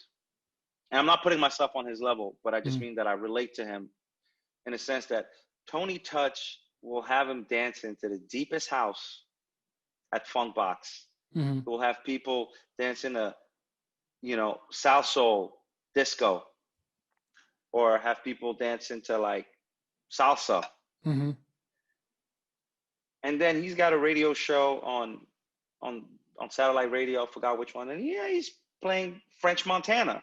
You know, he's playing ASAP Berg. And I was like, I don't know very many DJs who are keeping up with the latest Afro house, you know, and, you know, deep house that's being released on TrackSource, right? As well as the latest 8-bar extended intro edits that are on the DJ like digital pools. Like on BPM Supreme or something like that. Something like that. Yeah. You know, and then obviously his game, his 90s and 80s hip hop is unrivaled, right? Yeah. That's Tony Touch, right? Right. And so I look at Tony and I'm like, Tony, you're a jack of all trades, just like me, you know? And I feel like I'm a master of none of these genres, but I feel like there's very few people who know how to play all of them like me. And I think the master of it all is Tony. Okay. So that's we're up to 3. That's 3, yeah. I'm gonna have to go with Rich Medina. Okay. Rich Medina is one of the guys who in the early 2000s, he changed the New York City landscape, you know, with his sound. When he brought Afro beats, like he was nasty with the hip hop, nasty with like the rare grooves, all the Dilla shit, the classics, really playing obscure music. But when he introduced Afro beats, I think he just really changed something in New York City culture. People weren't playing Fela like that before he did. Right. You know? And he became synonymous with Fela. So I think from going to APT all those Wednesday nights, you know, and hearing him, I was just like, yeah, this guy's got his own sound. Sometimes he'd play a 10-minute record by Fela and go smoke a cigarette. And I was like, and I'm still here dancing. I'm still dancing.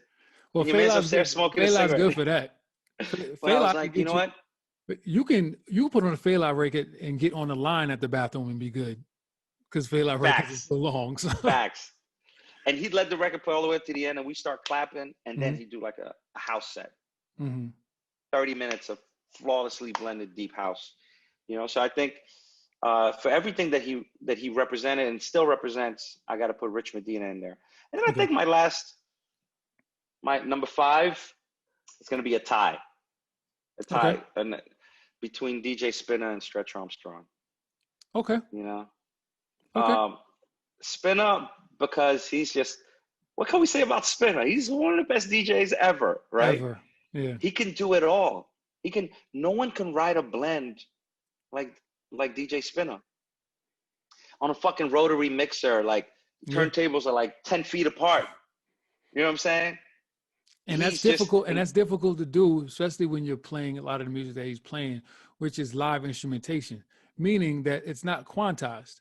So for you to ride that blend for that long and then have that setup, it takes talent, you know. And he's a guy that I really look up to because, you know, when I first heard Spinna, you know, I heard him as a hip hop and dance hall, like a Brooklyn guy, you know, it's like hip hop, R&B, dance hall.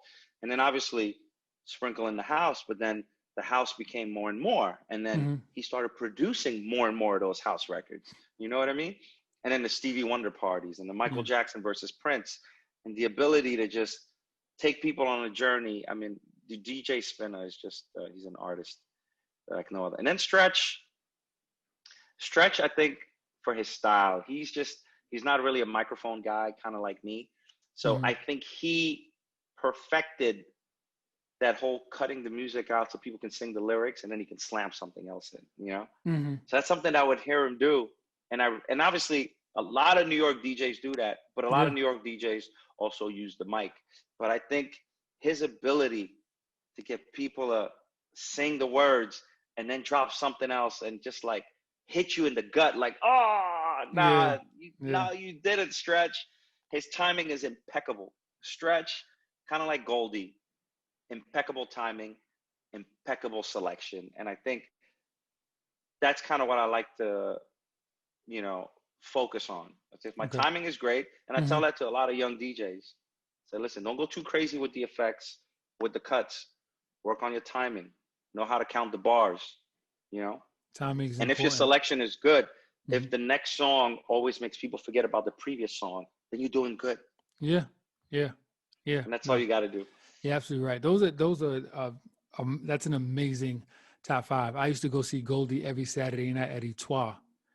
There was a party. E-Toil. Etoile. The girls from Queens are like, yo, we going to E-Toil? And I was like, Etoile. Etoile. It's Yeah. We French. used to go there every Saturday night. And Goldie never. It was the first time I ever heard at a party Denise Williams and I like, know you, I live you. yeah, let's hear it for Right? the boys. And this was a hip hop Yeah. party. This Party. is a hip Yeah. hop party, right? We're standing there, like, let's hear it for the boy. And it's like in the same party, like he's dropping Jeezy and all, and it's like, yo, That's it. it was like nuts. And